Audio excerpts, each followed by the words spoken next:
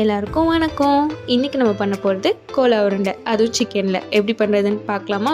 சிக்கனை குட்டி குட்டியாக மிக்ஸ் பண்ணி எடுத்து வச்சுக்கோங்க. கசகசா, பட்டை, லவங்கம், சோம்பு, பொட்டுக்கடலை, வரமிளகா இதெல்லாத்தையும் மிக்சரில் போட்டு 1க்கு 2 கொரன்னு அரைச்சி எடுத்துக்கோங்க.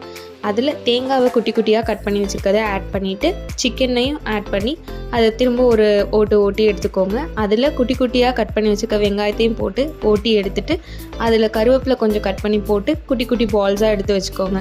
நல்லா பேனில் ஆயில் ஊற்றி ஆயில் நல்லா சூடானதுக்கப்புறம் இந்த பால்ஸை 1-2 போட்டு ஸ்டவ்வை சிம்மில் வச்சு பொறுமையாக முருங்க எடுத்து திருப்பி போட்டு சர்வ் பண்ணி பாருங்கள். டேஸ்ட்டு வேறு லெவலில் இருக்கும்.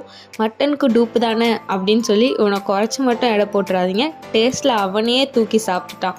வேறு மாதிரின்னு சொல்லி எல்லோரும் ஒன்ஸ் மோர் போவாங்க. செஞ்சு வச்ச தடையுமே இல்லாமல் தட்டு கொஞ்சம் நேரத்தில் காலியாக இருக்கும். ஸோ கண்டிப்பாக அவனை ட்ரை பண்ணி பாருங்கள். பார்த்துட்டு எப்படி இருக்குன்னு சொல்லுங்கள்.